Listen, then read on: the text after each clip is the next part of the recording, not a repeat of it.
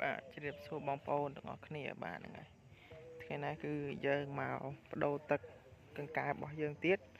បាទថ្ងៃនេះថ្ងៃទី15ហើយខែ4ឆ្នាំ2025បាទថ្ងៃចូលឆ្នាំបាទហ្នឹងហើយនេះយើងពងកំប៉ុងហោបងប្អូនបាទនេះយើងពងកំប៉ុងហោបាទហើយ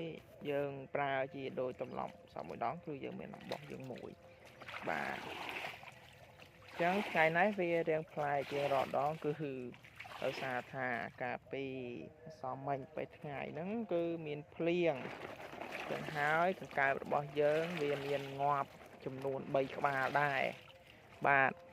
ងាប់ហ្នឹងគឺបញ្ហាហ្នឹងគឺសំខាន់ហ្នឹងគឺដោយសារវាខាំគ្នាបាទខ្ញុំដាក់ចំណីរៀងតិចផងហើយវាហើមពោះនឹងទឹកភ្លៀងផងណាបាទអញ្ចឹងមានងាប់ចំនួន3ក្បាលបាទខ្ញុំដាក់ចំណីតិចទៅវាខាំគ្នាហើយវាហើមពោះមានមួយបាទនេះបងប្អូននេះហើមពោះមួយហើយនឹងពេលនេះវាត្រូវគេខាំណាបាទវាត្រូវគេខាំអញ្ចឹងវាធ្វើឲ្យមានងាប់ចំនួន3ក្បាលអញ្ចឹងគឺនៅពេលដែលមានភ្លៀងគឺយើងរៀងមានបញ្ហាខ្លះណាបាទបញ្ហាខ្លះសម្រាប់ការចិញ្ចឹមកង្កែបរបស់យើងណាបាទ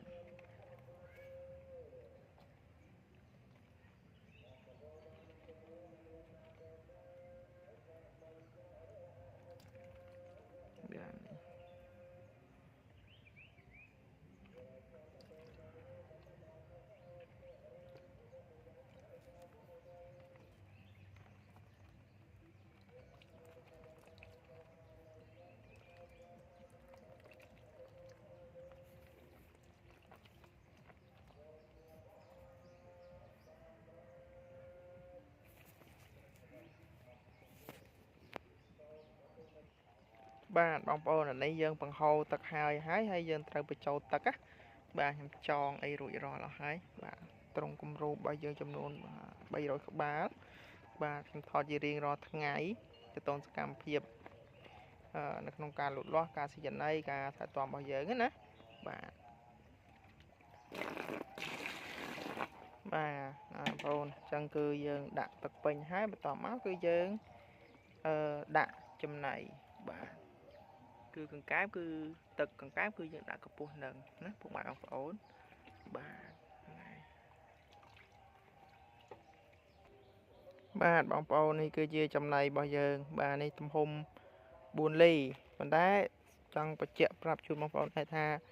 ចំណីទំហំ4លីឬក៏5លីហ្នឹងអាស្រ័យទៅលើការកំណត់របស់ខាងក្រុមហ៊ុនទេអញ្ចឹងណាបាទ4លីខ្លះវារៀងធំជាងទៅក្រុមហ៊ុនខ្លះណាបាទ4លីក្រុមហ៊ុនខ្លះរៀងតូចជាងទៅអញ្ចឹងពេលយើងទៅទិញយើងត្រូវមើលដែរអញ្ចឹងណាបាទយើងបាទអញ្ចឹងទៅយើងត្រូវមើលដែរដើម្បីកុំឲ្យវាខុសគ្នាអញ្ចឹងណាបាទទំហំ4លីនេះក្រុមហ៊ុនខ្លះគេរបស់គេ3លីទេគេដាក់ក្នុងលេខបាវណាដាក់3លីហើយយើងបើកមកទំហំប៉ុណ្ណឹងតែក្រុមហ៊ុននេះដាក់នឹងសបកបាវ4លីហើយយើងបើកមកទំហំប៉ុណ្ណឹងប៉ុន្តែអាហ្នឹងវាមិនជាស្អីទេបាទវាមិនជាបញ្ហាទេគ្រាន់ថាទំហំវា3លី4លីវារៀងខុសគ្នាតិចតួចហ្នឹងវាលៀងគ្នាតិចតួចវាមិនជាបញ្ហាទេបាទបើឧទាហរណ៍ថាអាក្រុមហ៊ុនដែលយើងដាក់នេះយើងដាក់4លីនេះរៀងតូចដាក់6លីទៅបាទមិនអីវាអត់អីទេអាហ្នឹងសំខាន់រឿងប្រូតេអ៊ីនទេខាងកែបយើងដាក់ទៅចំណីដាក់ទៅស៊ីអត់បាទសំខាន់វាស៊ីអត់បាទតកតងនឹងរឿងទំហំក្រុមហ៊ុនខ្លះតូចធំជាងគ្នាតិចតួចហ្នឹងមិនសំខាន់ទេសំខាន់តែ1ការុង20ឲ្យទៅបាន25គីឡូគ្រប់ຂະຫນាតទៅហើយប្រូតេអ៊ីនដាក់ទៅស៊ីទៅវាធំល្អណាបាទប្រូតេអ៊ីនគេដាក់នឹងសបកការុង30%ឬ35%ឲ្យតែវាប្រកបថា30%មែនទៅហើយកែបយើងដាក់ទៅវាស៊ីធំល្អអាហ្នឹងគឺបានហើយតកតងទៅនឹងរឿងទំហំចំណីមិនជាបញ្ហាទេបើ3លីនឹងរៀងតូចយើងដាក់ចូល4លីអញ្ចឹងទៅ6លីអញ្ចឹងណាបាទចំណុចកន្លែងហ្នឹងបងប្អូនតន់ណាបងប្អូនបាទគឺតើតើនឹងរឿង ទំហំចំណៃហ្នឹងគឺបើយើងរៀងតូចយើងតឡើងទៅចឹងបាទហ្នឹងហើយតែចំណុចសំខាន់គឺតទៅទៅនឹងទម្ងន់ហើយនឹងប្រូតេអ៊ីនរបស់កង្កែបទេតែកង្កែបហ្នឹងស៊ីទៅធំអត់ប្រូតេអ៊ីនហ្នឹងវាគ្រប់អត់ហ្នឹងណាបាទ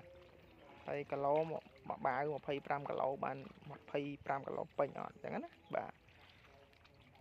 ហ្នឹងគឺខ្ញុំមានប៉ុណ្ណឹងតទៅទៅនឹងរឿងចំណៃបាទហ្នឹងហើយវាមានការខុសគ្នាបន្តិចតួចបាទហ្នឹងហើយអញ្ចឹង